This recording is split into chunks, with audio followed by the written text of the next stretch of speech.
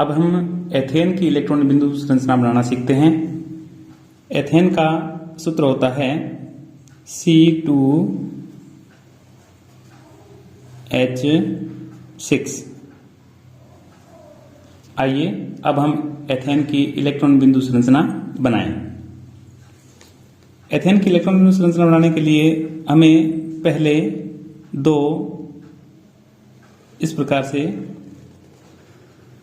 बड़ी वृत्ताकार संरचनाएं बनानी है। एक और इसको अतिव्यापित करती हुई लगभग इसी के साइज में दूसरी इस प्रकार से वृत्ताकार संरचना हमें तैयार करनी है। तो दो बड़ी बड़ी वृत्ताकार संरचनाएं हमने तैयार कर ली है।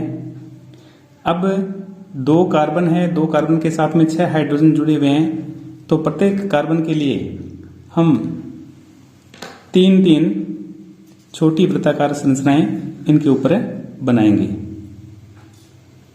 प्रत्येक बड़े वृत्त के साथ हमने इस प्रकार से अतिव्यापित करती हुई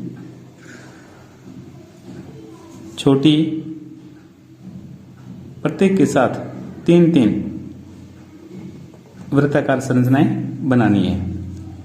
इसी प्रकार से 3 वृत्ताकार संरचनाएं हम इस वृत्त के साथ भी लगा देते हैं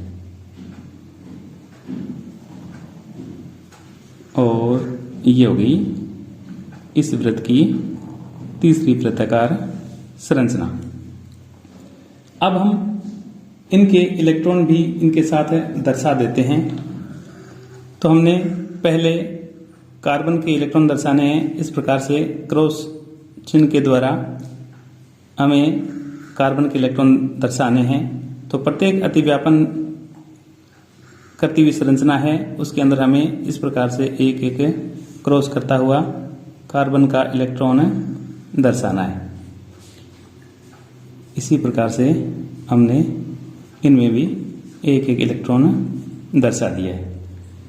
अब हम यहाँ पर हाइड्रोजन के इलेक्ट्रॉन भी दर्शाने हैं। तो इलेक्ट्रॉन के हाइड्रोजन के जो इलेक्ट्रॉन है उनको हम इस प्रकार से बिंदुनुमा संरचना के माध्यम से दर्शा देते हैं। ये बिंदु जो है वो हाइड्रोजन के इलेक्ट्रॉन है।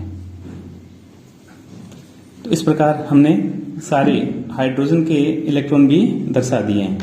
अब प्रत्येक वृत्ताकार आकृति में हम इनके प्रतीक भी लिख देते हैं। जैसे ये कार्बन का प्रतीक हो गया, ये भी आकृति कार्बन की है तो हमने यहाँ पर भी कार्बन का प्रतीक लिख दिया है।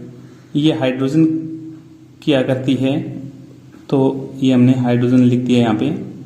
यहाँ पर भी हाइड्रोजन, यहाँ पर भी हाइड्रोजन यानी H, यहाँ पर भी हाइड्रोजन, यहाँ पर भी हाइड्रोजन और यहाँ पर भी हाइड्रोजन।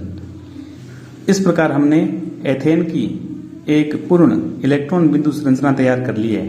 बच्चों, ये आपको कैसी लगी हमें कमेंट बॉक्स में कमेंट करके ज़रूर बताएं।